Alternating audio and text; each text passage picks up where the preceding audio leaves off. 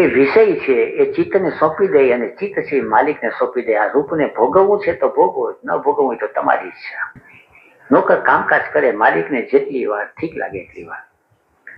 એને હવે લાગે છે કે હવે રૂપ નથી જોવું, માલિક કે ધરાઈ ગયો, જીવ ધરાઈ ગયો, તો આંખ બંધ કરી દે. હવે એની આંખ છે એ ગમે ત્યાં ફરે નહીં, એને ફેરવવી હોય તો ફરે.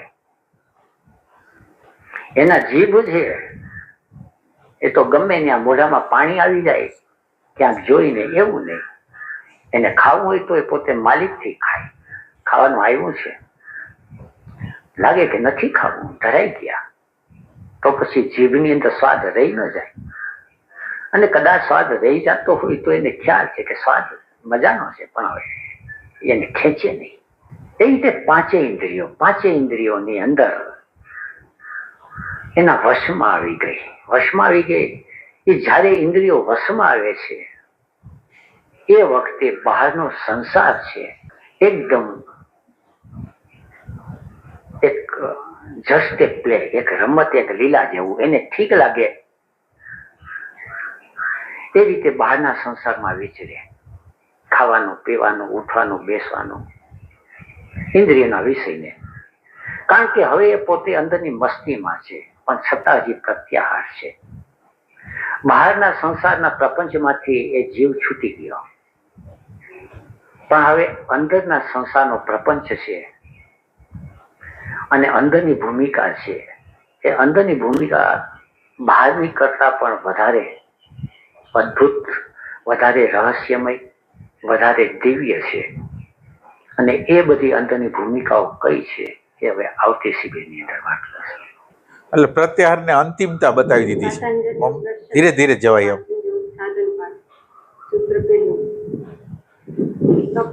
સ્વાધ્યાય ઈશ્વર પ્રણિધાનની ક્રિયા યોગ. એટલે એની અંદર પ્રત્યાહારની અંદર આમ પાછું વળવું એટલે તમે એમ સમજો કે કોઈ વ્યક્તિ તે તમારું અપમાન કર્યું, તો અપમાન કર્યું એટલે અપમાનનો રિએક્શન તમે કરો તો પાછા ફરતા નથી, આગળ જાઓ છો તમે. સ્મૃતિના એક ખાંચામાં જે જગ્યાએ ઊભા છો ને એ જગ્યાએ, એટલે અંદર જતા નથી. હવે મને કોઈ અપમાન કર્યું અને હું મારી અંદર જોઉં છું કે મને શું થાય છે, તો પ્રત્યાહારની પ્રક્રિયા થઈ ગઈ. એટલે ધીરે ધીરે અંદર જવાની પ્રક્રિયા. તમે પ્રેઝન્ટ મોમેન્ટમાં આવો અને તમારી અંદર કોઈ વ્યક્તિ બોલે છે, ચાલે છે, તો અંદર શું શું થઈ રહ્યું છે એ તમે જોઈ શકો, તો પ્રત્યાહારમાં તમે ચાલુ કરી દીધું છે. એટલે અત્યારે આ પ્રત્યાહાર આવી રીતે લેવાનો. આ પ્રત્યાહારની પૂર્ણ સ્થિતિ બતાવે છે આમ ધીરે ધીરે કરતા. પણ આમ પ્રત્યાહાર ધીરે ધીરે થશે. કેન્દ્ર બનાવવું, ઓબ્ઝર્વેશન કરવું, કેન્દ્ર બનાવે પછી ઓબ્ઝર્વેશન કરવું, પછી આત્મસ્મરણ લગીની ભૂમિકા આમાં આવી જશે.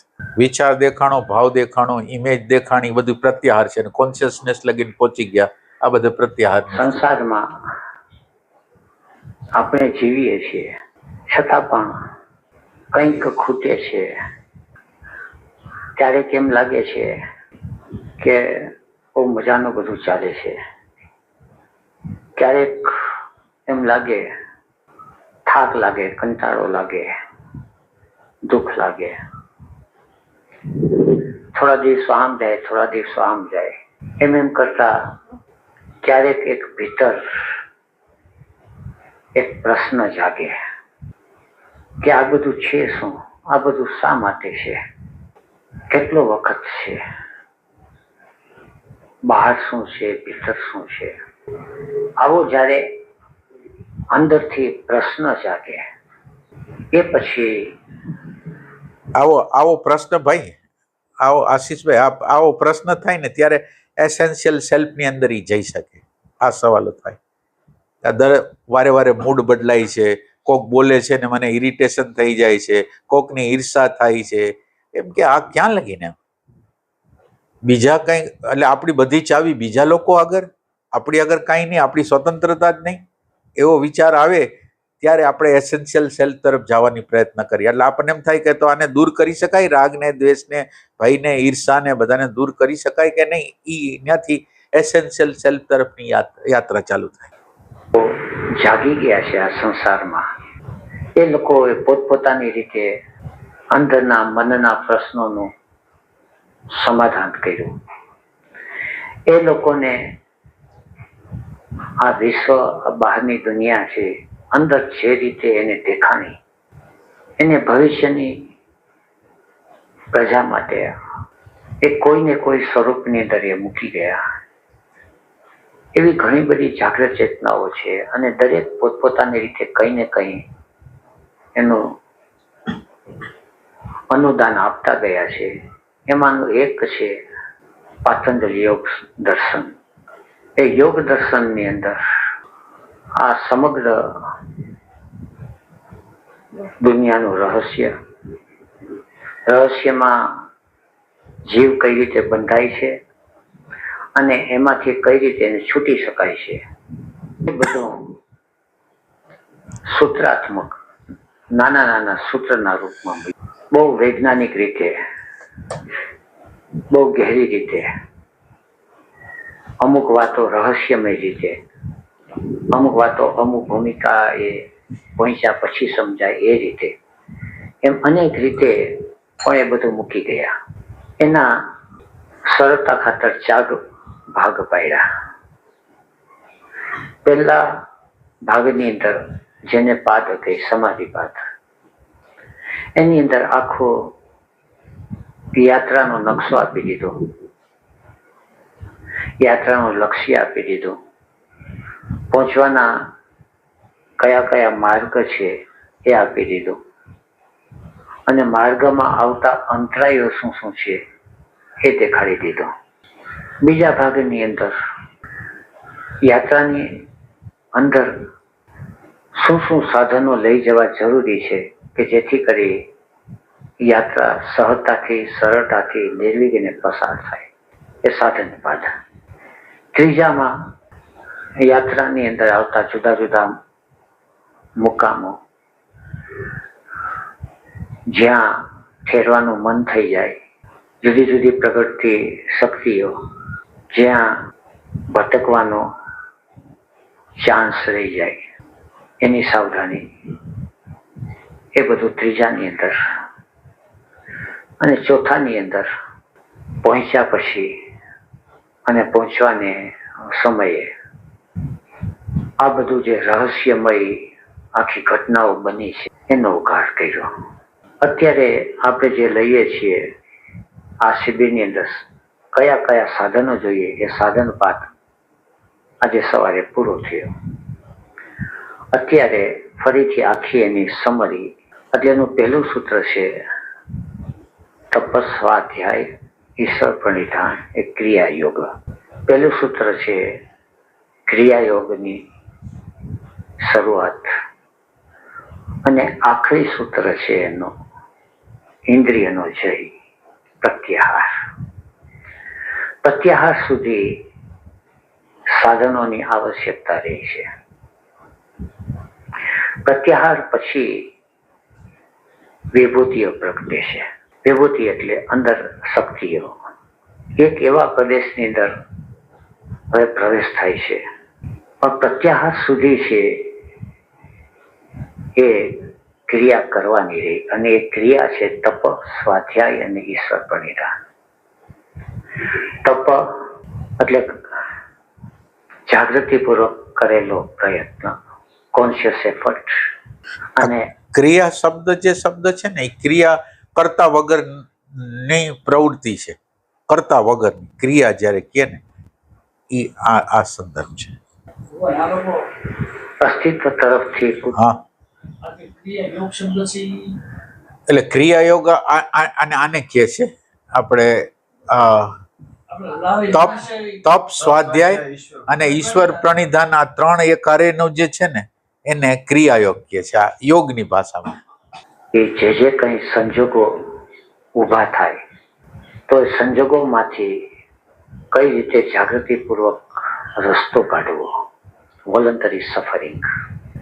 એક છે પોતાના તરફથી કરેલો પ્રયત્ન, અને બીજું છે કુદરત તરફથી આવતા સંજોગો, એને અપાતો પ્રતિભાવ. આ બંને મળીને તપ થાય છે. શું કીધું તપ માટે? ના, હમણાં તપ માટે છેલ્લે કીધું. એક પોતાના તરફથી કરાતો પ્રયત્ન અને કુદરત તરફથી અપાતા સંજોગો આ બંને મળીને તપ થાય. એટલે કુદરતમાંથી જે સંજોગો મળે એના ઉપર કંઈક કામ કરે તો ઈ તપ જ કહેવાય. ફરીથી સાંભળવું હોય તો ત્યાંની અંદર અને ચોથાની અંદર પહોંચ્યા પછી અને પહોંચવાને સમયે આ બધું જે રહસ્યમય આખી ઘટનાઓ બની છે એનો ઉઘાડ કર્યો. અત્યારે આપણે જે લઈએ છીએ આ શિબિરની અંદર કયા કયા સાધનો જોઈએ એ સાધન પાઠ આજે સવારે પૂરો થયો. અત્યારે ફરીથી આખી એની સમરી એટલે એનું પહેલું સૂત્ર છે તપસ્વાધ્યાય ઈશ્વર પ્રણિધાન એ ક્રિયા યોગ. પહેલું સૂત્ર છે ક્રિયા યોગની શરૂઆત અને આખરી સૂત્ર છે એનો ઇન્દ્રિયનો જય પ્રત્યાહાર. પ્રત્યાહાર સુધી સાધનોની આવશ્યકતા રહી છે. પ્રત્યાહાર પછી વિભૂતિઓ પ્રગટે છે. વિભૂતિ એટલે અંદર શક્તિઓ એક એવા પ્રદેશની અંદર હવે પ્રવેશ થાય છે. પણ પ્રત્યાહાર સુધી છે એ ક્રિયા કરવાની રહી અને એ ક્રિયા છે તપ સ્વાધ્યાય અને ઈશ્વર પ્રણિધાન. તપ એટલે જાગૃતિપૂર્વક કરેલો પ્રયત્ન, કોન્શિયસ એફર્ટ અને અસ્તિત્વ તરફથી કુદરત તરફથી જે કંઈ સંજોગો ઊભા થાય તો એ સંજોગોમાંથી કઈ રીતે જાગૃતિપૂર્વક રસ્તો કાઢવો. એટલે ઉપાદાન અને નિમિત્ત આ સાધનાની રીત છે. જાગૃતિ રાખે એટલે નિમિત્તો કુદરત બહારથી ઊભા કરે એટલે અંદરનું ઉપાદાન સક્રિય. માનો કે કોકે આપણું અપમાન કર્યું તો આપણી અંદરનો ક્રોધ બહાર નીકળો તો આ જે સંજોગો છે એ કુદરત કરે આપણા ઉપાદાનને કાઢવા માટે અને એના ઉપર આ કામ કરી લઈએ તો આ થઈ ગયું કામ. એક છે પોતાના તરફથી કરેલો પ્રયત્ન અને બીજું છે કુદરત તરફથી આવતા સંજોગો એને જ્યાં સુધી એસેન્શિયલ સેલ્ફ આપણે એમ કે દ્રષ્ટા ન જાગે ત્યાં સુધી એનું એન્કાઉન્ટર તો પોસિબલ નથી. તો હવે અત્યારે સાધકના જીવનમાં જે કઈ રાગ દ્વેષ કામ ક્રોધની સ્થિતિ ઊભી થાય તો એની સામે કેવી રીતે ઉભો રહી શકશે? કેવી રીતે ઉભરે છે? એટલે એક વસ્તુ આમ સત્સંગમાં કીધી છે કે આપણું ફેક્ચ્યુઅલી સામે તમે હાજરીથી ઉભા રહે પણ એનું એન્કાઉન્ટર તો નહીં થાય. એટલે આની અંદર એવું છે કે આ વસ્તુ કેવી છે કે પહેલા તો તમને તમારા ઘરની અંદર શું છે એની ખબર નથી એટલે અવેરનેસ થોડીક આઘેની જગ્યા છે. દ્રષ્ટા છે એ થોડીક આઘેની જગ્યા છે. પડખેની જગ્યા શું છે તો કે જગત વર્ડ 3 પ્રકારના વર્ડ છે. સાયકોલોજીકલ વર્ડ, ફેક્ચ્યુઅલ વર્ડ અને ટ્રુથનું વર્ડ. આ 3 વર્ડ છે. હવે સાયકોલોજીકલ વર્ડની અંદરથી બહાર નીકળવું હોય ને ફેક્ચ્યુઅલ જગતની અંદર જવું હોય તો કે વર્તમાન ક્ષણ. એટલે વર્તમાન ક્ષણ શું કરશે તો કે વર્તમાન ક્ષણ તમારી અંદર કયા પ્રકારના તમારી મેન્ટાલિટીઓ છે સાચી રીતે તમે જાણશો. આગ્રહ, માન્યતા, ધારણા, ઇમેજ, ઈગો કેટલા પ્રકારનો છે, રાગ દ્વેષ ભય એ કેટલા પ્રકારનો છે એનો પરિચય કરાવશે. પેલી એક વસ્તુ આ વર્તમાન ક્ષણ. હજી ઓલા ટ્રુથ આગળ કે અવેરનેસ આગળ નથી પહોંચ્યા પણ આ ટ્રુથ પછી તમે આ બધું જોયું અને તમે એવું નક્કી કર્યું કે આ અણુ પરમાણુ મને મંજૂર નથી તો એના પછીનું સ્ટેપ છે એ અવેરનેસ છે. એટલે પહેલા તમારી આગળ પ્રેઝન્ટ મોમેન્ટ આવે છે, ઓબ્ઝર્વેશન આવે છે અને એના દ્વારા તમે નક્કી કરો છો કે મારે આ રાગ દ્વેષ ભય ઘૃણામાંથી નીકળી જવું છે. આ તમે કરી શકો એમ છે. બરાબર છે. એટલે વિષાદનો આખો જન્મ છે ને પ્રેઝન્ટ મોમેન્ટ અને ઓબ્ઝર્વેશનથી થાય છે. એટલે એના કરતા આગળ તમને કહું સમાધિ સવિકલ્પ સમાધિ લગીનની બધી વસ્તુ અહીંથી પ્રાપ્ત થાય ખાલી પ્રેઝન્ટ મોમેન્ટના લંબાણથી. પ્રેઝન્ટ મોમેન્ટને તમે લંબાવતા જાઓ તો અહીંયા લગીનની પરિસ્થિતિ આપણને મળી જાય. પાતો પ્રતિભાવ આ બંને મળીને તપ થાય છે. એ તપને કારણે જેમ જેમ યાત્રા આગળ વધતી જાય તો સતત જ આપણી અંદર ઓબ્ઝર્વેશન ચાલુ રહે. એનું નામ સ્વાધ્યાય, સેલ્ફ સ્ટડી. કારણ કે યાત્રાની અંદર કોઈ ગડબડી તો નથી, ક્યાંય અટકી તો નથી ગયા, ક્યાંય ભટકી તો નથી ગયા. નકર એક રીતે સંસારની માયા અટપટી છે, એટલે ગમે એ ઠેકાણે ભટકી જવાય છે. એટલે એને માટે સ્વાધ્યાય. અને પછી આ બધું કરતા કરતા પણ આપણી અંદર એક કરતા ભાવ અહંકાર છે, એ છાને ખૂણે એ છકી ન જાય, એ વધી ન જાય. કારણ કે યાત્રા કરતા જાય અને સાચે રસ્તે યાત્રા કરતા જાય તો ઘણી બધી શક્તિઓ અંદર પ્રગટે, ઘણું બધું અંદર સુખ મળે. એટલે સહજ રીતે અહંકાર છે એ વધે ને. એકવાર પાછો અહંકાર વધી જાય તો ફરીથી યાત્રા છે એવી ચક્કરમાં પડી જાય. એટલે એને માટે ઈશ્વર પ્રણિધાન, આ ત્રણ વસ્તુને અતિશય સાવધાની રાખવાની છે. તપ, સ્વાધ્યાય અને ઈશ્વર પ્રણિધાન. સમાધિ ભાવનાર્થ ક્લેશ તનુકરણાર્થ ચ. આખરી મુકામ છે આની અંદર આને હમણાં એ સમાધિ. આ ત્રણ વસ્તુ કીધી. શું? તપ, સ્વાધ્યાય ને હવે ઈ એને અત્યારે ટૂંકમાં કહી દીધું. એ શું કીધું? તપ શું? સ્વાધ્યાય, કોન્શિયસ એફર્ટ. હા, વોલેન્ટરી સફરિંગ. હા હા હા. એટલે ઈશ્વર તરફથી આવે છે. હે? એક તપ છે એ આપણે કોન્શિયસ એફર્ટ થી છે, હા હા અને એક છે એ કુદરત તરફથી મોકલે છે, વોલેન્ટરી. હા. પછી બીજો સ્વાધ્યાય છે. નહીં, voluntary શબ્દ એને ન કહેવાય. કોને? ઈશ્વર તરફથી આવ્યું હોય voluntary નહીં કહેવાય. વોલેન્ટરી ઈશ્વર તરફથી આવે એ કહે નથી, આપણે થોડો હાલ નથી. કારણ સામેથી આવ્યું અને we are choosing to ઠીક છે ચાલ આપણે સફર બે રીતે હોઈ શકે. ના ના, એટલે એમાં મૂંઝવણ નથી. એટલે જવાબ નથી બદલો. ના એટલે વોલ્યુન્ટરી સફરિંગ એટલે કુદરત તમને ક્રોધ કરવાનું નિર્માણ કરે છે, એટલે તમને ગમે નહીં એવું કોઈક વર્તન કરે છે, એટલે તમને અંદર ઇરિટેશન આવે છે. તો ઇરિટેશન ઉપર કોન્શિયસ એટલે આપણે વોલ્યુન્ટરી સફરિંગ જ છે ને. એટલે આપણે ત્યાં જાગૃતિ રાખી છે અને એને જોવાનો ટ્રાય કરી છે એ રીતે. એક ખુરશી ઉપર દાખલા તરીકે એક ને એક પોઝિશન ઉપર હું બેસી રહીશ તો અને એને જાગ્રત એફર્ટ કરીશ તો એ વોલેન્ટરી સફરિંગ જ થયું છે. આ વોલ્બર્ટન ને લખ્યું છે ઓલા. અચ્છા અચ્છા. અને પછી શું કીધું?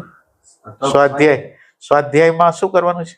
સ્વાધ્યાયમાં અત્યારે તમે જે સ્વ હો ને, અત્યારે તમે જે સ્વ છો, અત્યારે તમે જે હું છો, આગ્રહ, માન્યતા, ધારણા, સિદ્ધાંત, આનું ઓબ્ઝર્વેશન કરવું એ સ્વાધ્યાય છે. એટલે પર્સનાલિટી અને ફોલ્સ પર્સનાલિટી ને થી વાકેફ થવું એ સ્વાધ્યાય છે. અને ઈશ્વર પ્રણિધાનમાં શું કીધું? અહંકાર આવી નો છે જ્યારે આપણે સાધના કરીએ. ખુશ થઈ ગયા. યાદ હતું મને તો પ્રશ્ન થયો ભગવાન કે આ તપ અને સ્વાધ્યાય વચ્ચે હું ફેર હતો? હા હા, તમે રોકી દીધું. તપ સ્વાધ્યાય પૂછ્યું. બરાબર. ઈશ્વર પ્રણિધાનમાં અહંકાર ન આવી જાય એની કેર કરવાની. ના, એટલે અહંકાર કોઈ પણ રીતે આવી જવાનો છે. તમને જુદા જુદા પ્રકારની અનુભૂતિ દ્વારા, કાઈ દ્વારા, આગળ જતા શાંતિ દ્વારા, આનંદ દ્વારા, કોઈ પણ દ્વારા, તો એની વાત કરે છે. યાત્રા શબ્દ જે છે એટલે ક્યાંય બહાર કઈ કરવાનું નથી. યાત્રા છે ભીતર કરવાની છે. એક અર્થમાં શબ્દ કરવાનો નથી, પણ ભીતર છે એ જોતા જવાનું છે. ભીતર જોતું જાય, અંદર અંદર ને અંદર જોવાનું થાય, એનું નામ યાત્રા. પણ અંદર જોવાતું નથી, અમુક હદ સુધી જોવાય છે, પછી નથી જોવાતું. એનું કારણ છે ક્લેશ. ભીતરની અંદર ક્લેશ છે, અશુદ્ધિઓ ઘણી બધી ભરેલી છે. એટલે તપ, સ્વાધ્યાય અને ઈશ્વર પ્રણિધાનથી સમાધિની ઉપલબ્ધિ થાય અને ક્લેશ છે એ ઓછા થતા જાય. ક્લેશ શું છે? ક્લેશ ભગવાન 5 પ્રકારના બતાવ્યા છે કે જે ચિત્તની અવસ્થાને બગાડી નાખે છે. હા. એમાં અવિદ્યા, અસ્મિતા, રાગ, દ્વેષ અને અભિનિવેશ. બરાબર. આ 5 ક્લેશ સતત રીતે આપણે આખો દિવસ તમે જોવો ને તો આ ક્લેશ હાલતા જ હોય. અસ્મિતાનો હોય, ન ખબર પડે એટલે અવિદ્યાનો હોય, રાગનો હોય, દ્વેષનો હોય, અભિનિવેશનો હોય. એકની તો બીજું, બીજું તો ત્રીજું, એક તો એક્ટિવ તો હોય જ. એક ને એક એક્ટિવ હોય અને આને છતાંય આપણને એમ લાગતું હોય કે આપણે સાધના કરી છે. સાધના કરી છે. આ 5 કોઈ ને કોઈ રૂપમાં હોય જ એમ. આમાં એમણે એક વાત એવી કરેલી કે તપ સ્વાધ્યાય અને ઈશ્વર પરિધાન જે કરે એનાથી સમાધિ સુધી પહોંચાય અને કલેશ ઓછા થાય. હા હા પણ એવું એટલે કોઈ વ્યક્તિ પ્રેઝન્ટ મોમેન્ટમાં રહે છે, પછી પરિસ્થિતિ સામે રિએક્ટ નથી કરતો. ઈશ્વર પરાયણતા ખરી, પણ અંદર જો પરોક્ષ નિશ્ચય તો એની પેલી રિક્વાયરમેન્ટ છે ને, જો પરોક્ષ નિશ્ચય ન હોય તો ક્લેશ જાય એટલે દ્રશ્ય થાય.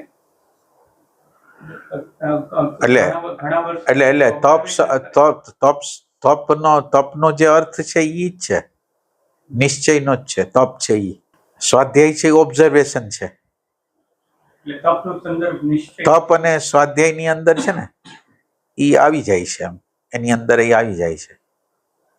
આપણે તો પછી આ સાક્ષાત્કાર, હા હા પછી સમાધિ હા અને મુક્તિ, હા હા આને ભગવાન આપણે કઈ રીતે જુદા પાડી શકીએ? સાક્ષાત્કાર, સમાધિ, સાક્ષાત્કાર, સમાધિ અને મુક્તિ, હા હા એ ત્રણને આપણે કઈ રીતે જુદા પાડશું? આ પતંજલિના રેફરન્સ. તો અઘરું છે, મને તો નહીં આવડે. કયો ભાઈ? કારણ કે આમાં છેલ્લી લાઈન એવી કીધી બ્રહ્મચર્યજીએ હા કે સમાધિ થવાથી આ કલેશો ઓછા થઈ જાય. એમ નથી નિર્મૂલન થઈ જાય. એનો મતલબ હજી સમાધિની આગળની યાત્રા ના એટલે સમાધિના સવિકલ્પ અને નિર્વિકલ્પ, સબીજ અને નિર્બીજ બધી સમાધિઓ છે. સવિકલ્પ, નિર્વિકલ્પ, બીજ સહિત અને બીજ વગર, આ બધી સમાધિઓ છે. એટલે સમાધિઓની સંપૂર્ણ વસ્તુ છે એ નિર્બીજ સમાધિ છે, અથવા બીજી રીતે સહજ સમાધિ છે. એટલે શંકરાચાર્ય મહારાજે એમ કીધું કે દેહાભિમાન ગલિતે વિજ્ઞાતે પરમાત્માની યત્ર યત્ર મનો યાતિ તત્ર તત્ર સમાધય. એટલે દેહાભિમાન ગળી જાય છે, અંદરના આત્માને જાણી લે છે. જ્યાં જ્યાં મન જાય એ સમાધિ છે. એટલે સમાધિનું સાચું વર્ણન આ છે. સમાધિ એટલે જ્યાં તમારી નજર જાય ત્યાં તમને હોવાપણું જો પ્રતીતિમાં આવે તો એ સમાધિ સાચી છેલ્લી સમાધિ આ છે. હવે બીજું શું હતું? સાક્ષાત્કાર. સાક્ષાત્કાર એટલે અમુક પ્રકારની વાસનાક્ષય, મનોનાશ અને તત્વજ્ઞાન. આ 75% જેવું, 80% જેવું થાય ત્યારે અંતઃકરણની એક શાંત અવસ્થાની અંદર, આ પ્રયાસના પરિણામે અંતઃકરણની શાંત અવસ્થાની અંદર આત્માનું પ્રતિબિંબ પડે અને એનો બોધ તમને થાય. અનુભૂતિ નહીં, બોધ. ઈ સાક્ષાત્કાર છે. અને ત્રીજું શું કીધું? મુક્તિ તો તમે વિચારોથી, આગ્રહથી, માન્ય એટલે પ્રકૃતિથી તમે ભિન્ન થઈ જાઓ એટલે મુક્તિની શરૂઆત, અને કામ કરી લ્યો એટલે સંપૂર્ણ મુક્તિ. અનુભૂતિ અને બોધમાં શું ફેર છે? એટલે અનુભૂતિ એટલે આપણને કેટલાય પ્રકારની અનુભૂતિ થાય છે. માનો કે નિર્વિકલ્પ સમાધિ, સવિકલ્પ સમાધિ, આ બધા અનુભૂતિઓ થાય છે. એની અંદર બોધ નથી. જુદા જુદા પ્રકારના તમને અનુભવો થાય છે. અનુભવો જુદા જુદા પ્રકારના, જુદા જુદા અનંત થાય છે. કે ક્યારેક દેહ ગાયબ થઈ જાય, શૂન્યતા થઈ જાય, આ બધી વસ્તુ થાય છે. પણ આ બધી વસ્તુ છે એ આ અનુભવ છે, એની અંદર બોધ નથી. કારણ કે એ બધી વસ્તુ આવે છે અને જાય છે. જે વસ્તુ આવે છે અને જાય છે, પસાર થઈ જાય છે. કઈ એવી વસ્તુ છે કે આ બધી પસાર થતી વસ્તુને જોવે છે? એ બોધ છે. એટલે બોધ કાયમી છે. અનુભૂતિઓ છે એ પરિવર્તનશીલ વસ્તુ છે. એકમાં એમ ભલે સ્થિતિ બહુ ઊંચી લાગે, સમાધિની લાગે, પણ છતાં એની અંદર જે તાદાત્મ્યની અવસ્થા તો છે. અને બોધ કેવું છે તો કે એ સ્થિતિને જોઈ લે છે. અને એક વસ્તુ છે કે સ્થિતિની યારે એકરૂપતા છે. એમ કહો છો ને? ફરીથી તમે બોલો તો. બે સ્થિતિ વસ્તુ છે. કેવી તો કે ભલે સમાધિની સ્થિતિ છે પણ એની યારે આમ સેલ્ફ કહેવાય તો હજી જોડાયેલો, ચોટેલો છે. એટલે ઈ પોતે જ બની ગયો છે. હા, બરાબર. અને બોધની સ્થિતિ શું છે તો કે ઉપરથી એક પક્ષી કેમ નીચેના પક્ષી જોઈ. ના, એટલે સેપરેશન હાલે છે. સંપૂર્ણ સેપરેશન છે. એટલે આ ક્ષણે શું બની રહ્યું છે? માનો કે હું કોઈ પ્રકારની વાત કરું છું, વ્યવહાર કરું છું, તો કેટલો વાત કરવી છે, કેટલો વ્યવહાર કરવો છે, ક્યાં શબ્દ બોલવા છે, ક્યારે પૂર્ણાહુતિ કરવી છે, એ બધી ખબર હોય. તો ઓલી વસ્તુ એની રીતે હાલી જતી હોય એમ. અને સમાધિની અંદર આ સબીજ સમાધિઓ છે, બીજવાળી સમાધિઓ છે. એટલે એની અંદર જ્યાં લગીન તમે વિચારનો સાક્ષાત્કાર ન કરો ને, વિચાર, ત્યાં લગીન મુક્તિ નથી. અને વિચારના 3 સ્વરૂપ છે: સ્થૂલ, સૂક્ષ્મ અને કારણ. અવિદ્યા, અસ્મિતા, રાગ, દ્વેષ, અભિનિવેશ, ક્લેશઃ. હવે અંદર જે ક્લેશ છે એ 5 પ્રકારના છે: અવિદ્યા, અસ્મિતા, રાગ, દ્વેષ અને અભિનિવેશ. સૂત્ર 4. અવિદ્યા ક્ષેત્રમ ઉત્તરેષામ પ્રસુપ્ત તનુ વિચ્છિન્ન ઉદાહરણમ. આ 5 ક્લેશ છે એની અંદરથી અવિદ્યાનો જે ક્લેશ છે એ ક્ષેત્ર છે. ક્ષેત્ર એટલે કાર્યક્ષેત્ર, પ્રદેશ. અવિદ્યાનો અર્થ ઇગ્નોરન્સ પ્લસ અનઅવેરનેસ, અજ્ઞાન અને અભાન. અંદર અંધારું છે, અંદર ભાન નથી. બહાર આપણને બધું ભાન છે, ભીતર ભાન નથી. એનું નામ અવિદ્યા. હવે એને કારણે બીજા 4 ક્લેશ છે એ આગળ પાછળ આવ્યા કરે છે. એટલે અસ્મિતા આવે છે. અસ્મિતા એટલે આપણે જેને ઈગો કહીએ. પછી ઈગોના ઘણા બધા રૂપ હોય છે. રાગ આવે એટલે ક્યાંક દિલ ખેંચાઈ જાય. દ્વેષ આવે, ક્યાંકથી દિલ પાછું પડે. અને અભિનિવેશ, એ અભિનિવેશ છે એ અંદર મારું કોઈક હોવાપણું અંદર કે બહાર છે, કોઈ પણ હિસાબે ટકી રહે.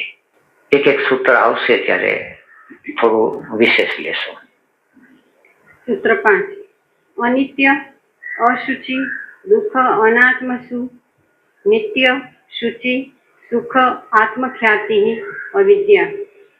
અનિત્ય, અશુચિ. અનિત્ય એટલે જે સતત પરિવર્તનશીલ છે. અનિત્યતામાં નિત્યતાની બુદ્ધિ, અશુચિ અપવિત્રતામાં પવિત્રતાની એટલે બુદ્ધિ. જે નિત્ય, જેની અંદર વિકાર થયા કરે છે, જેની અંદર કઈ ને કઈ ડાઘ લાગ્યા કરે છે, જે હંમેશા દુઃખકારી છે. નિત્ય, અશુચિ, દુઃખ અને અનાત્મ, કે જે ની અંદર કોઈ પ્રકારની રિયાલિટી નથી, કોઈ પ્રકારની અંદર સત તત્વ નથી. 4 વસ્તુ કઈ કીધી? આમાં 4 વસ્તુ કીધી. કઈ કીધી? ના, સંસ્કૃત તમે જાણે ચાઇની ભાષામાં બોલ્યા હોય ને ખબર ન પડી હોય. એટલે અનિત્ય, અશુચિ, દુઃખ અને હજી એક રહી ગયું ચોથું, અનાત્મ. અનાત્મ એટલે અશુચિમાં શુચિ બુદ્ધિ, દુઃખની અંદર સુખની બુદ્ધિ, અનિત્યતામાં નિત્યની બુદ્ધિ અને અનાત્મામાં આત્માની બુદ્ધિ. ની વાત કરે છે. નિત્યનો ભાવ કરવો, સૂચિનો ભાવ કરવો. નિત્ય એટલે પવિત્રતાનો ભાવ કરવો, સૂચિનો ભાવ કરવો, સુખનો ભાવ અને આત્મભાવ કરવો. એનું નામ અવિદ્યા. સીધી રીતે સમજીએ તો જે વ્યવહારિક હું છે, જેને આપણે હું માની બેઠા છે અનિત્ય, પણ આપણે એને ફિક્સ માની બેઠા છે. નિત્ય માની લીધો. ફિક્સ નામ બહારથી રાખવામાં આવ્યું, પણ અંદર કોઈ ફિક્સ નથી, પણ માની લીધું કે આ ફિક્સ છે. હું છે હંમેશા સાચો છું, મને કંઈ થાય નહીં. અને હકીકતની અંદર એને બધું એને થાય છે, પણ એ માને છે કે કંઈ થતું નથી. એ સૂચિ, અસૂચિ. એ હુંને કારણે બધું દુઃખ છે. આ જે દુઃખ થાય છે એ ઈગોને થાય છે, જે મૂંઝાય છે એ અહમ મૂંઝાય છે. પણ છતાં એને દુઃખ લાગતું નથી. એ કઈ ને કઈ રીતે સુખ માની બેસે છે. અને એ અનાત્મ. અનાત્મ એટલે કેવળ ઇલ્યુઝન છે, કેવળ ભ્રમણા છે. ટીવીના સ્ક્રીન ઉપર એક્ટર ને એક્ટ્રેસ કામ કરતા હોય અને આપણને લાગે કે સાચા છે. નાના બાળકને એમ સાચું લાગે, આપણને સાચું લાગે. આપણે એમાં કોઈ રડતા હોય તો આપણને આંખમાં આંસુ આવી જાય. એમાં કોઈ હસતા હોય, એમાં કોઈ પ્રેમ કરતા હોય તો આપણી અંદર પણ એવા ભાવ જાગે. એ જે થાય છે એનું નામ અવિદ્યા. સૂત્ર 6. દ્રગ દર્શન શક્તિઓ એકાત્મતા ઇવ અસ્મિતા. આ અવિદ્યા છે એને કારણે, આ બેહોશી છે એને કારણે ઇનર એટેન્શન સાથે આઈડેન્ટિફિકેશન થઈ જાય છે. એ છે અસ્મિતા. અંદર માત્ર ઓબ્ઝર્વેશન છે, માત્ર નિરીક્ષણ છે, પણ નિરીક્ષણની જે શક્તિ છે એ નિરીક્ષણની શક્તિ અંદર હું નિરીક્ષણ કરું છું, સાક્ષી બની જાઉં છું, દ્રષ્ટા બની જાઉં છું. એ છે અસ્મિતા. સૂત્ર 7. સુખ અનુશયી રાગ. અસ્મિતા એસેન્શિયલ સેલ્ફમાં રહે છે અને ઈગો છે એ પર્સનાલિટી અને ફોલ્સ પર્સનાલિટીમાં રહે છે. સંસારની અંદર પ્રસંગો પડ્યા કરે. કોઈ પ્રસંગો સુખદાયી છે, કોઈ દુઃખદાયી છે, કારણ કે પ્રકૃતિનું સ્વરૂપ જ દ્વંદ્વાત્મક છે. દ્વંદ એટલે ટાઢ તડકો આવે, દિવસ રાત આવે, પ્રકાશ અંધકાર આવે, ભેગા થાય છૂટા પડે. આમાં કોઈને કોઈ હિસાબે સુખ દુઃખ થયા કરે. એટલે જ્યાં સુખ થાય ત્યાં જીવ ખેંચાય. અસ્મિતા થઈ ગઈ, અવિદ્યા આવી ગઈ, હું આવી ગયો એટલે સુખ પ્રત્યે હું ખેંચાય અને દુઃખથી હું ભાગે. સૂત્ર 8. દુઃખ અનુશયી દ્વેષ. સૂત્ર 9. અહીં વિદુષ અપી તથા આરૂઢો અભિનિવેશ. સ્વરસવાહી એ પોતાની મેળે જ એક અવિદ્યામાંથી જે અસ્મિતા ઊભી થઈ છે, હું જે અંદર ઊભો થયો છે એ હવે હું છે એની અંદર એક એવા પ્રકારનો એક રહસ્યમય રસ મૂક્યો છે કે હું છે એ ક્યારેય કોઈ પણ સ્વરૂપમાં એ મળવાનું. હું ફલાણો છું, હું ફલાણો ઓફિસર છું, ગમે તે છું, હું ઓફિસર છું. આની અંદર જે છું શબ્દ છે ને એ હોવાપણું બતાવે છે. ઓફિસર છે ને એ ઈગો બતાવે છે અને હું છે ને એ અસ્મિતા બતાવે છે. એક અસ્મિતા, એક ઈગો અને એક હોવાપણું. હું રિયલ સેલ્ફ થી માંડી રિયલ સેલ્ફ માંથી નીચે ઉતરતા જાય ઓબ્ઝર્વિંગ સેલ્ફ, એમાંથી નીચે ઉતરતા જાય એટલે એસેન્શિયલ સેલ્ફ, એમાંથી નીચે ઉતરતા જાય પર્સનાલિટીનો conditioned self, illusory self, imaginary self. કોઈ પણ પ્રકારનો સેલ્ફ છે, ઇમેજિનરી સેલ્ફ છે. હું મારી જાતને કંઈક માની લીધેલું, પણ હું જે મારી જાતને માનું એમાંથી જો કોઈ મને ઉતારી મૂકે તો મને જે હર્ટ થાય, મને પીડા થાય, અભિનિવેશ, મારો હું એમાં તૂટી જાય છે. મેં માનેલો પછી વ્યવહારિક હું તૂટી જાય છે તો એ પીડા થાય છે અને એ પીડા છેક સુધી ચાલુ રહે છે. એ પીડા એસેન્શિયલ સેલ્ફ છે એ પણ ઓગળવા નથી માંગતો અને આખરી ઘડીએ જ્યારે રિયલ સેલ્ફ આવે છે, આત્મ તત્વ, એ પણ એ સ્થિતિએ પહોંચ્યા પછી પણ બુંદ છે સાગરમાં ભળવા નથી માંગતો, એને પણ કંઈક ટકી રહેવું છે. એ છે અભિનિવેશ. સૂત્ર 10. તે પ્રતિપ્રસવ હેયા સૂક્ષ્મ. તે પ્રતિપ્રસવ હેયા સૂક્ષ્મ. આ જે ક્લેશ છે જે રીતે પ્રગટ્યા છે એના સ્થાનની અંદર જ એને સમાવી દેવા જોઈએ, કારણ કે અતિશય સૂક્ષ્મ છે. સૂત્ર 11. ધ્યાન હેયા તત્વૃત્તય. હવે આ જે ક્લેશ છે એ ક્લેશ સીધા છે એ પકડમાં નથી આવતા, પણ એના સિમ્ટમ્સ છે એ પકડમાં આવે છે અને સિમ્ટમ્સ જ્યારે જ્યારે પકડમાં આવે તો ધીરે ધીરે ધ્યાનના માધ્યમ દ્વારા, અવેરનેસ, જાગૃતિ દ્વારા એ ખલાસ થતા જાય છે. આપણી અંદર રાગનો ક્લેશ જાગ્યો, કોકના પ્રત્યે જીવ ખેંચાણો અને તરત જ અંદર ખ્યાલ આવી ગયા. કોકના પ્રત્યે દ્વેષ જાગ્યો અને અંદર ખ્યાલ આવી ગયો. તો જેટલા પ્રમાણમાં ખ્યાલ વધતો જશે એટલા પ્રમાણમાં એનો પ્રતિપ્રસવ થશે. એ પાછા એના સ્વરૂપમાં ચાલ્યા જશે. જો ખ્યાલ નહીં હોય તો એ ક્લેશ કામ કર્યા કરશે. એ રીતે દરેક ક્લેશનો છે અવિદ્યાથી માંડીને અભિનિવેશ સુધી. સૂત્ર 12 ક્લેશ મૂલ કર્માશય દ્રષ્ટ અદ્રષ્ટ જન્મ વેદનીય. મને એવી વાત કરી કે ક્લેશના સ્વરૂપ ઊભા થાય અને દ્રશ્યમાં આવે એટલે પાછા એ જગ્યાએ વયા જાય. એટલે એ ઊભું થવું અને જવું એમ જ પ્રક્રિયા થઈ કે પછી એ સદાય માટે એવી જગ્યા આવે કે જેમાં ઊભા જ ન થાય?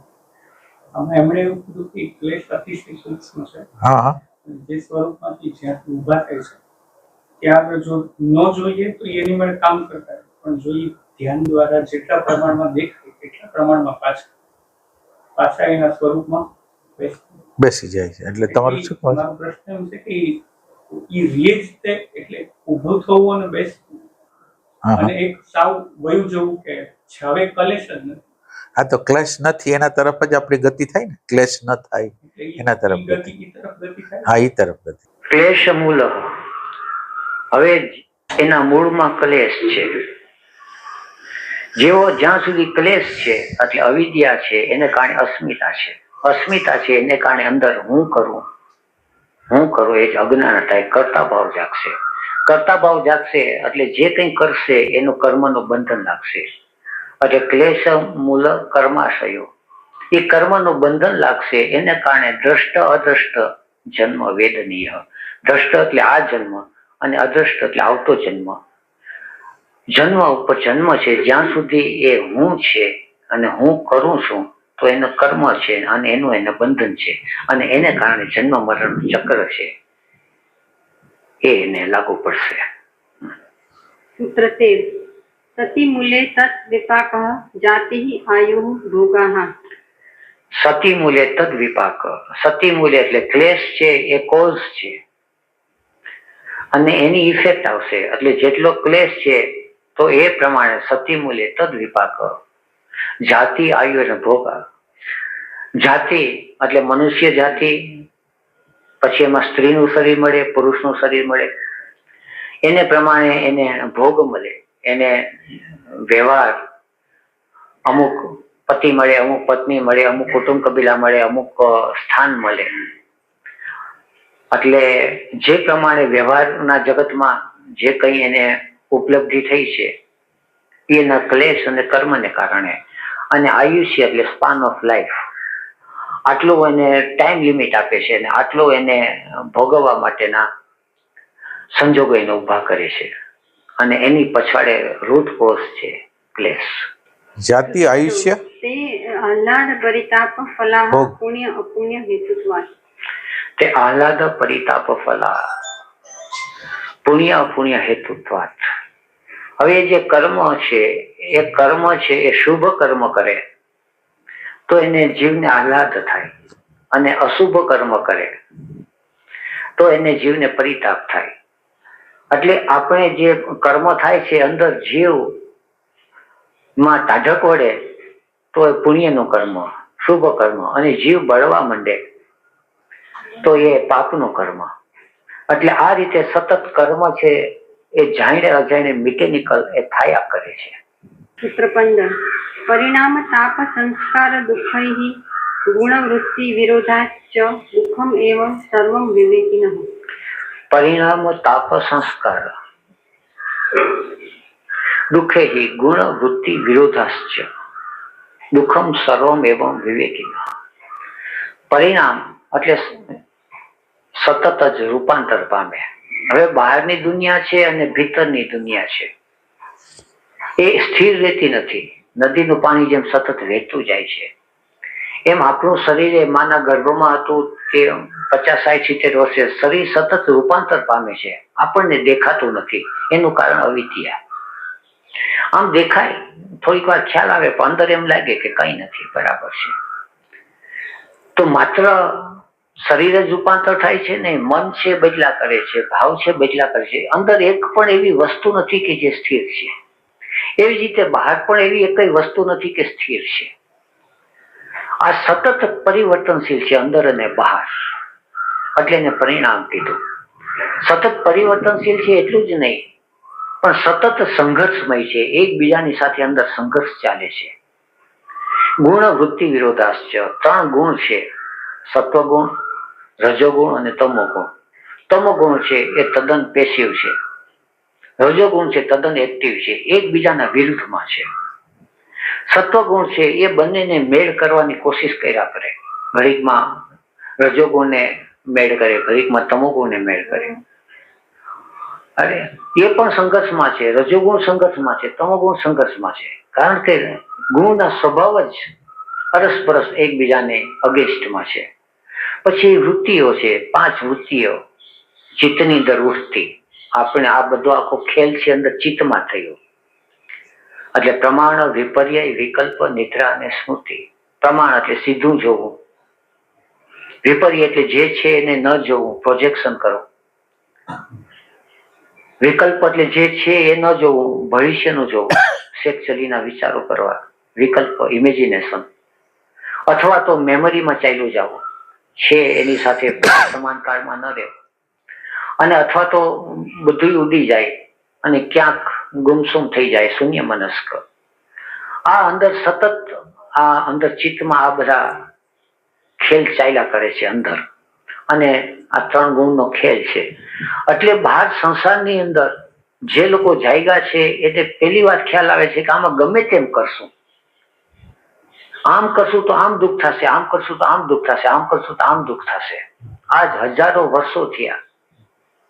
બધા બુદ્ધિશાળી માણસો છે સમાજની અંદર, સંસારની અંદર કઈ રીતે સુખ આવે, આ સ્થિતિ ગોઠવવાથી સુખ આવશે, સામ્યવાદથી સુખ આવશે તો સામ્યવાદ આવે, તેમ લાગે એનાથી નથી તો મૂડીવાદથી આવશે તો મૂડીવાદ આવે.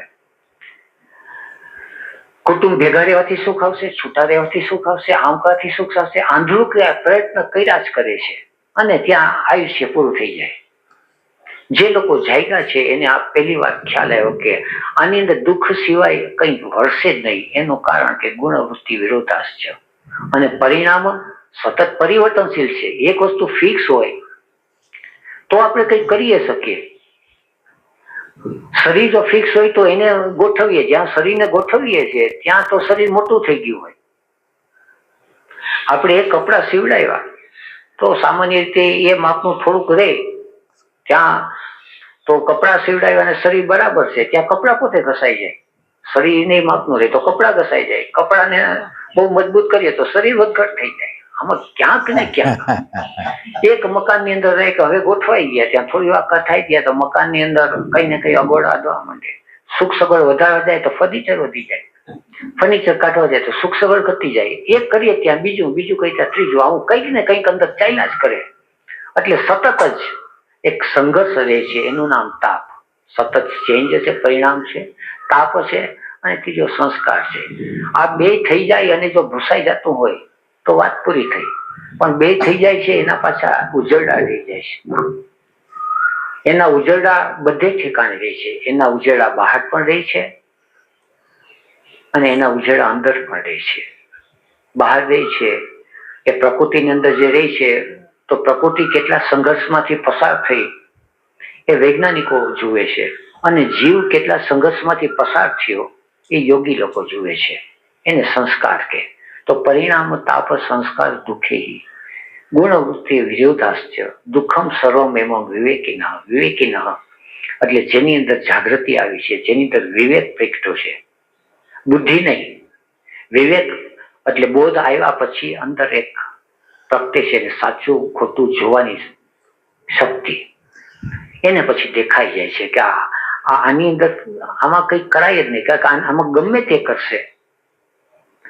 અંધારું છે તો અંધારાને અંદર કોદાળી લઈ આવે, પાવડો લઈ આવે, તલવાર લઈ આવે, માણસો ભેગા કરે, બૂમબરાડા પાડે તો અંધારું છે એ દૂર થવાનું જ નથી. એની સાથે કંઈ કરાય જ નહીં. કરવાનું છે અજાડું પેટાવવાનું. આ સીધી જ વાત છે. એ રીતે સંસારની અંદર મિકેનિકલ ફોર્સિસ કામ કરે છે, એની અંદર કંઈ થઈ શકતું નથી. અંદરથી જાગી જવું જોઈએ. સૂત્ર 16 હેયમ દુઃખમ અનાગતમ. હેયમ દુઃખમ અનાગતમ. પણ જે દુઃખ છે જેની અંદર અત્યાર સુધી બેહોશીને કારણે ફસાઈ ગયા, પણ હવે ન ફસાઈએ, હવે જાગી જઈએ. સૂત્ર 17 દ્રષ્ટુ દ્રશ્યયોઃ સંયોગઃ હેય હેતુ. દ્રષ્ટુ દ્રશ્ય સંયોગો હેય હેતુ.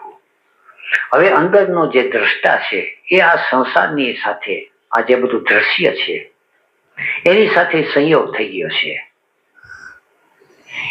એને બરાબર ઓળખી લેવો જોઈએ. દ્રષ્ટા છે આમાં ફસાઈ ગયો છે અને જ્યાં સુધી દ્રષ્ટાની અંદર ફસાયેલો રહેશે ત્યાં સુધી આ દુઃખ અને ઉપાધિ એને લાયકા જ કરવાની. સૂત્ર 18 પ્રકાશ ક્રિયા સ્થિતિશીલમ ભૂતેન્દ્રિય આત્મકમ ભોગ અપવર્ગ અર્થમ દ્રશ્યમ. દ્રશ્યમ એટલે બહારનું જે આ આખું વિશ્વ છે એ વિશ્વની રચના કઈ રીતે થઈ છે. જેવી રીતે ટીવીના સ્ક્રીન હોય તો એની રચના કઈ રીતે થાય, તો આ બાજુ ઇલેક્ટ્રિસિટી હોય, આ બાજુ ત્યાંથી કોઈ તરંગો આવતા હોય, ક્યાંયથી ટ્રાન્સમિટ થતા હોય, આ બાજુ એનું સાધન હોય એને રિસીવ કરતા હોય અને બરાબર એની ચેનલ મેળવી લે એટલે આખું જે અંદર ઊભું થતું હોય દ્રશ્ય, એવી જ રીતે આ આખું જે બહાર જે દેખાય છે એ બધું પ્રકાશ ક્રિયા સ્થિતિશીલમ.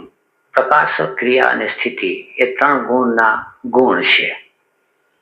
સત્વગુણનો ગુણ પ્રકાશ છે, રજોગુણની અંદર ક્રિયા છે અને તમોગુણની અંદર પેસિવિટી છે. પ્રકાશ ક્રિયા સ્થિતિ. ભૂતેન્દ્રિય આત્મકમ. ભૂતેન્દ્રિય ભૂત એટલે પંચ મહાભૂત છે. પૃથ્વી, જળ, તેજ, વાયુ અને આકાશ આ 5 તત્વો છે. એ 5 તત્વોની સાથે આપણી અંદર 5 ઇન્દ્રિયો છે. એ 5 ઇન્દ્રિયો એ 5 તત્વોના વિષયને ભોગવે છે. ભૂતેન્દ્રિય આત્મકમ. પ્રકાશ ક્રિયા સ્થિતિશીલમ ભૂતેન્દ્રિય આત્મકમ ભોગ અપવર્ગ અર્થમ. હવે આની અંદર કાં ભોગ કરે ઇન્વોલ્યુશન, કાં જીવ છે આની અંદર ફસાઈને ભોગવવા જાય અને કાં અપવર્ગ, કાં આની અંદરથી છૂટી જાય. આ આખું જે ખેલ માંડ્યો છે એ 2 અર્થ છે. કાં એની અંદર ફસાય છે અને કાં એની અંદર રમીને છૂટી જાય. સૂત્ર 19 વિશેષ અવિશેષ લિંગ માત્ર અલિંગાની ગુણ પરમાણી. હવે આ જે 3 ગુણના ખેલ છે એ વિશેષ અવિશેષ લિંગ માત્ર અલિંગ, આ 3 ગુણના ખેલ છે એ બહાર જે ઇન્દ્રિયના જગતમાં દેખાય છે એ વિશેષ છે, ફિઝિકલ બોડીમાં. એસ્ટ્રલ બોડીમાં દેખાય છે એ જુદા પ્રકારના છે. અવિશેષ મેન્ટલ બોડીમાં દેખાય છે લિંગ માત્ર અને કોઝલ બોડીની અંદર તો અલિંગ એટલે માત્ર એના બહુ અતિશય સૂક્ષ્મથી સૂક્ષ્મ. પણ 3 ગુણના ખેલ તો ત્યાં સુધી ચાલુ છે.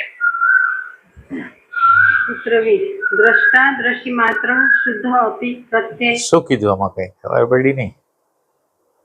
3 ગુણના 3 પેલા કીધા કે સત્વ છે તો એમાં પ્રકાશ છે, રજસ છે તો એમાં ક્રિયા છે અને તમસ છે તો એની અંદર પેસિવિટી છે. એ નહીં, અત્યારે છેલ્લે બોલી. એમાં 4 બોડીની વાત કરી દીધો. એટલે સત્વ રજસ અને તમસના ગુણો છે એ ફિઝિકલ બોડીમાં અલગ હોય, એસ્ટ્રલ બોડીમાં અલગ હોય, એની પછી એમાં લિંગ, પછી અલિંગ સ્વરૂપે હોય, આમાં સૂક્ષ્મ સ્વરૂપ હોય એસ્ટ્રલ બોડીમાં. અરે સત્વનું વાત કરી, 3 ગુણોની વાત કરી. 3 ગુણોની વાત કરી. હા ભાઈ. એટલે એમાં એટલે સત્વ છે ને, એટલે એની અંદર સ્થૂળની અંદર શું કીધું? લિંગમ. નહીં, વિશેષ પ્રમાણમાં વિશેષ રીતે દેખાય. એસ્ટ્રલ મેનથી ઓછા, પછી ટૂંકમાં છેલ્લે લિંગ અને અલિંગ એમ કીધું. પકડી ન હકાય એટલા ઓછા એમ. એટલે ઓમ એના સૂક્ષ્મતમ વિભાગ કરે છે. ઓમ બીજું કઈ નથી. નામ આપ્યા છે આ બધા, પણ ઓમ એનો કહેવાનો ઘટતું જાય એમ. હા, ઘટતું જાય, દેખાવામાં ઘટતું. દેખાવામાં ઘટતું જાય.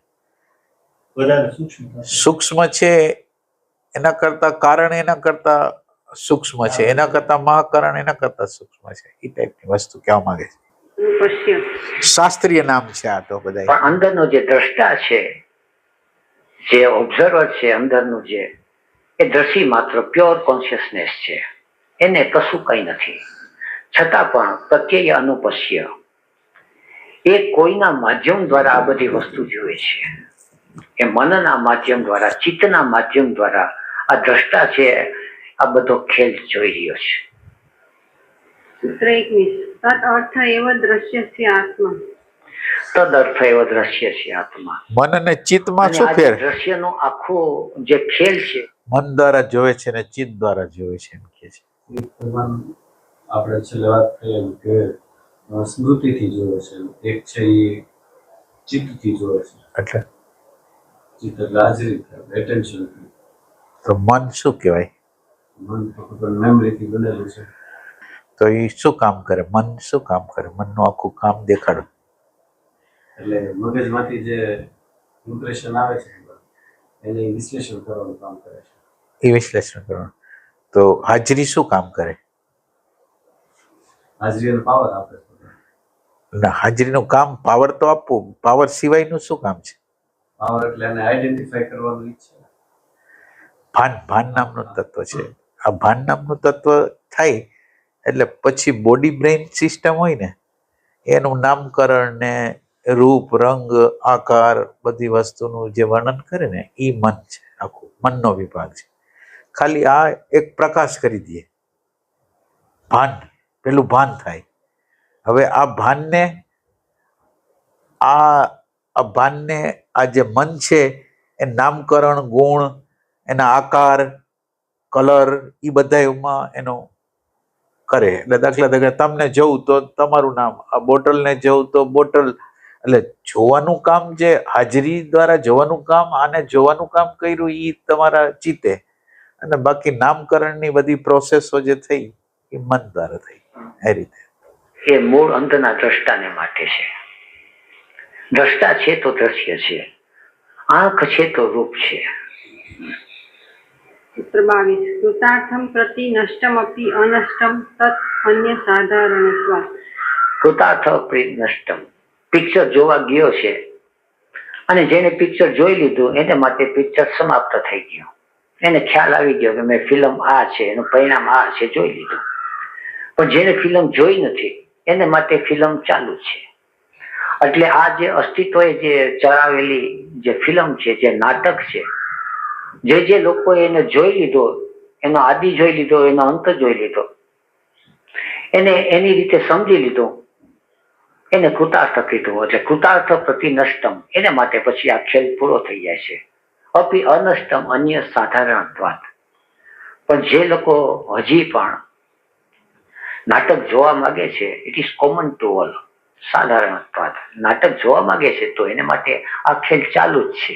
આ ક્યારથી ચાલુ થયો અને ક્યારથી પૂરો થયો તો એ ખબર નથી પડતી. આ ફિલ્મ ક્યારથી શરૂ થઈ, પણ વ્યક્તિગત એને ખબર પડે છે કે મારી ફિલ્મ ક્યારથી શરૂ થઈ અને મારી ફિલ્મ ક્યારે પૂરી થાય છે. એને માટે વાત પૂરી થઈ જાય. સૂત્ર 23 સ્વસ્વામી શક્તિઓ એટલે ઈ એની અંદર શું કીધું એને? સંયોગઃ. આનો આદિ ને અંત બધો, એટલે આદિના અંત જડતો નથી, પણ એને શું, પણ પોતાનું પિક્ચર ક્યાંથી ચાલુ થાય છે એ ખબર પડે. તો ક્યાંથી ચાલુ થાય છે? જન્મ્યા છે ત્યાંથી. જન્મે છે ત્યાંથી ચાલુ નથી થતું. ભાનમાં આવ્યો ત્યારે. અવિદ્યા આવે ત્યારથી ચાલુ થાય. આપણે અત્યારે જેને હું કહી છીએ અવિદ્યાથી ઉત્પન્ન થયો છે, અને વિદ્યા આવે એટલે વયો જાય.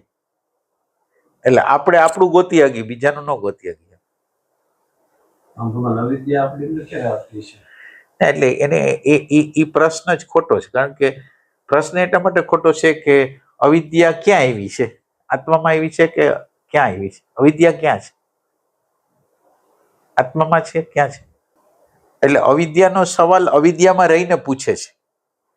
તમને જ્યારે ભાન થાય ત્યારે તમને ખબર હોય કે અવિદ્યા હતી જ નહીં. એટલે દાખલા તરીકે સપનું હતું ને સપનાની અંદર બધું દેખાતું હતું, સપનાની અંદર એ અનાદિ લાગતું હતું, પણ એ સપના વખતે જ હતું, આગળ પાછળ હતું જ નહીં. સપના સિવાય આગળ પાછળ ક્યાંય હોતું નથી. અને અનાદિપણું જે લાગે છે એ આ જે હોવાપણું છે એને જે જોવે છે ને એ હોવાપણાનું અનાદિપણું છે, એ દ્રશ્ય વસ્તુમાં અનાદિપણું લાગે છે. એટલે આપણને એમ લાગે ને કે આ ઘણા સમયથી સ્થિત છે, એવું આપણે સપનું જોતા હોય તો લાગે. તો હવે એમાં અનાદિપણું છે, એ આ જે જોવે છે ને એનું અનાદિપણું છે, અને એ લાગે છે દ્રશ્યમાં કે ઘણા સમયથી હશે એમ.